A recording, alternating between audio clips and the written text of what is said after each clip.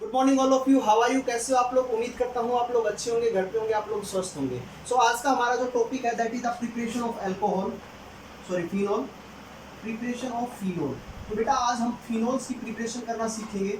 जरा देखिए कैसे करते हैं हम फिनोल की प्रिपरेशन को। सबसे पहली जो रिएक्शन है बेटा, अगर मेरे पास कोई भी बेंजीन का मॉलिक्यूल है, क्लियर आप लोगों को, अगर मान लो मेरे पास कोई भी एक बेंजीन का मॉलिक्यूल है तो उस बेंजीन के मॉलिक्यूल की रिएक्शन हम लोग क्या करते हैं, SO4 H2SO4 के साथ करता हूं तो मेरा वहां पर एक प्रोडक्ट बनता है that is SO3H and this reaction is electrophilic substitution reaction. Clear है। ये रिएक्शन मैंने लिखी है, ये एक इलेक्ट्रोफिलिक सब्स्टिट्यूशन का एग्जांपल है, electrophilic substitution.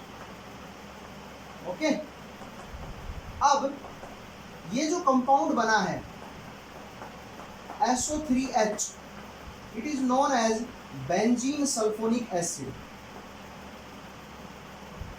Benzene sulphonic acid. इसकी रिएक्शन अगर मैं NaOH के साथ करता हूं तो यहां से वाटर मॉलिक्यूल बाहर निकलता है और मेरा जो प्रोडक्ट बनता है दैट इज SO3Ne।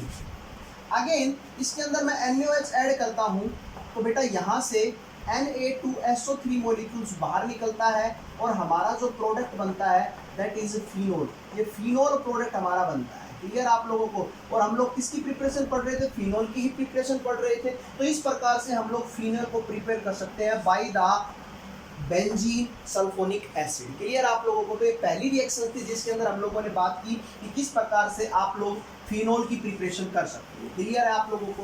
तो दूसरी रिएक्शन आप लोग जरा देख लीजिए क्या होती है। अगर मैं आप लोगों के साथ बात करूं तो मेरे पास एक मॉलिक्यूल है NH2, this is known as aniline. और एनिलीन की रिएक्शन अगर मैं नाइट्रस एसिड की प्रेजेंस में करता हूं दैट इज नाइट्रस एसिड।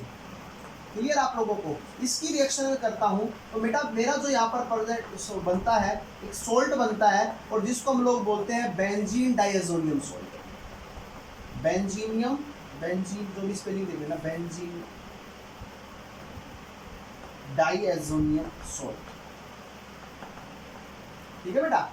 और अगर मैं इसका हाइड्रोलाइसिस करवा देता हूं in the presence of acidic medium so it will convert into the, इसके अंदर बेटा फिनोल के अंदर कन्वर्ट हो जाता है, प्लस यहां से नाइट्रोजन गैस बाहर रिलीज होती है।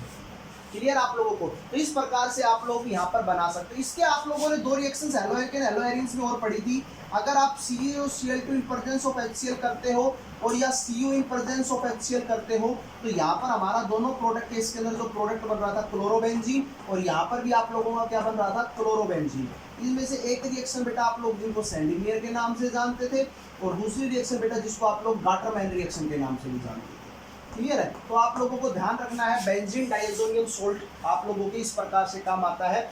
अगर उसके अंदर CuCl2 in presence of HCl डाला है तो ये प्रोडक्ट बनेगा, Cu in presence of HCl डाला है तो ये बनेगा और H2 in presence of acidic medium डाला है तो ये प्रोडक्ट बनेगा। तो ये हम लोगों ने दूसरा मेथड पढ़ा प्रिपरेशन ऑफ फिनोल का।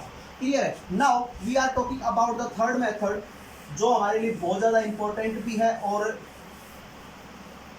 अच्छी रिएक्शन है। जरा देखिए, अगर मान लो मेरे पास कहीं पर भी ब्रोमोबेंजीन, दिस इज ब्रोमोबेंजीन, अगर मैं इसकी मैग्नीशियम मेटल के साथ रिएक्शन करवाता हूं in the presence of dry ether तो मेरा जो यहाँ पर प्रोडक्ट बनने वाला है दैट इज MgBr और it is known as Grignard reagent. Grignard reagent. Clear है। सो ग्रिग्नार्ड रिएजेंट की रिएक्शन अगर आप लोग और हाफ ऑक्सीजन एटम मॉलिक्यूल के साथ करवाते हो तो यहां पर बेटा क्या होता है, एक प्रोडक्ट बनता है OMgBr। क्लियर आप लोगों को क्या बनता है बेटा, OMgBr प्रोडक्ट बनता है। क्लियर आप लोगों को, जिसका नाम है फिनोक्सी मैग्नीशियम ब्रोमाइड। क्या नाम हो जाएगा बेटा जिसका, फिनोक्सी मैग्नीशियम ब्रोमाइड, ये उसका नाम हो जाएगा। क्लियर आप लोगों को। अब आप लोग जरा देखिए इस बात को, OMgBr है। क्लियर आप लोगों को।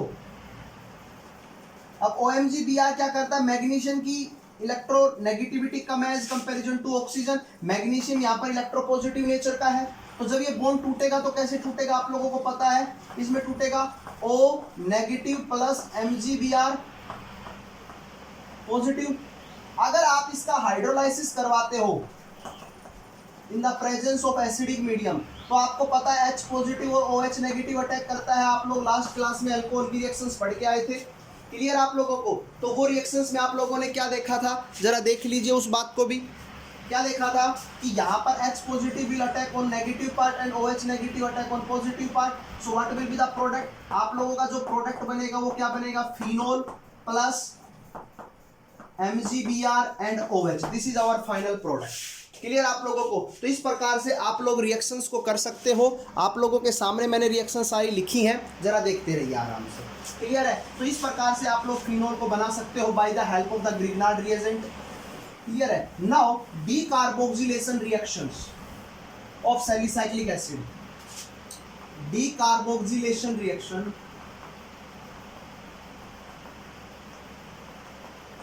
Of salicylic acid, salicylic acid या जो भी होता है, ठीक है, दिस इज सैलिसिलिक एसिड।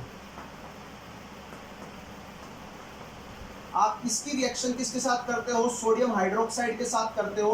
तो बेटा यहाँ से वाटर मॉलिक्यूल बाहर निकलता है, और वाटर मॉलिक्यूल बाहर निकलता है तो आपका जो प्रोडक्ट बनता है वो क्या बनता है, जरा देख लीजिए, OHCOO Na। आप इसकी रिएक्शन अगेन NaOH के साथ करते हो, तो बेटा अब की बार यहाँ से Na2CO3 मॉलिक्यूल एलिमिनेट होता है, माइनस का मैं लिख देता हूँ Na2CO3, और मेरा जो यहाँ पर प्रोडक्ट बनता है बेटा वो क्या बनता है, फिनोल बनता है। This reaction is known as the decarboxylation reaction. इस रिएक्शन को बेटा हम लोग डीकार्बोक्सिलेशन रिएक्शन के नाम से जानते हैं। क्लियर है आप लोगों को, यहाँ तक कि आप लोगों को बात समझ में आई होगी। चलते हैं आगे की तरफ, जरा देखिए। नेक्स्ट है बेटा सम इंडस्ट्रियल प्रिपरेशन,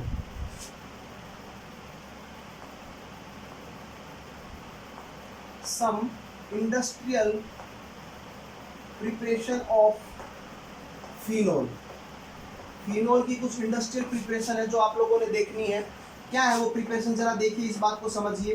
अगर आप लोगों के पास कहीं पर भी क्लोरोबेंजीन है और आप उसकी रिएक्शन एक्वस NaOH के साथ करते हो, तो आपको पता ये रिएक्शन नहीं होती है, क्योंकि जो हमारे हेलो एरिन्स होते हैं वो कभी भी, जितने भी हेलो एरिन्स हैं वो कभी भी आपके न्यूक्लियोफिलिक सब्स्टिट्यूशन रिएक्शन को शो नहीं करते हैं। रीजन बताया था मैंने, यहाँ पर बात की थी। तो यहाँ पर partial double bond character arise होता है, इनकी रिएक्टिविटी कम होती है। तो अगर मैं एक्वस NaOH की रिएक्शन क्या करता हूँ इन the presence of 623 kelvin temperature और 320 या 300 एटमॉस्फेरिक प्रेशर के आसपास, अगर मैं इसकी रिएक्शन करता हूँ कंडीशन, स्पेशल कंडीशंस के ऊपर, तो it will convert into the phenol, ये फिनोल में कन्वर्ट हो जाता है। और बेटा इस प्रोसेस को हम लोग डाउज प्रोसेस बोलते हैं। कौन सी प्रोसेस बोलते हैं बेटा, डाउज प्रोसेस बोलते हैं। So by using Dow's process you can easily prepare the phenol. आप लोग फिनोल को बहुत आसानी से बना सकते हैं। क्लियर आप लोगों को। नेक्स्ट रिएक्शन बेटा हम लोग, एक और लास्ट रिएक्शन बचती है। क्या है, अगर मान लो मैं कहीं पर भी, अगर मैं कहीं पर भी बेंजीन की रिएक्शन प्रोपीन के साथ कराता हूं, तो सबसे पहले बेटा वहां पर फ्रेडल क्राफ्ट एल्काइलेशन रिएक्शन होगी। एल्काइलेशन मतलब, फ्रेडल क्राफ्ट एल्काइलेशन मतलब एल्काइल पार्ट बेंजीन के साथ जाकर जुड़ जाएगा, और जुड़ेगा किस प्रकार से, कुछ इस प्रकार से। क्लियर है। आप लोग इसी की रिएक्शन, अगर आप लोग इसी की रिएक्शन किसकी प्रेजेंस में करते हो, ऑक्सीजन या इसका एरियल ऑक्सीडेशन करवाते हो, एरियल ऑक्सीडेशन, हवा के अंदर आप इसको रखते हो, इसका ऑक्सीडेशन करवाते हो, तो क्या होता है बेटा, जरा ध्यान से देखिएगा। The two oxygen atom are inserted in between the carbon and H bond. Clear आप लोगों को, कार्बन और H के बॉन्ड में 2 ऑक्सीजन एटम अटैच हो जाते हैं, और इस प्रकार से फिर हमारा बॉन्ड क्लीव होता है। और जब बॉन्ड क्लीव होता है तो बेटा आप लोगों को पता है क्या बनेगा प्रोडक्ट, आप लोगों का जो प्रोडक्ट बनना है बेटा, एक तो आपका फिनोल बनेगा, और एक आप लोगों का क्या बनेगा बेटा, एसीटोन। क्या बनेगा बेटा, बोलिए, एसीटोन बनेगा। क्लियर आप लोगों को, क्या बनेगा आप लोगों का, एसीटोन बनेगा। क्लियर है। इसको हम क्या बोलते हैं, फिनोल।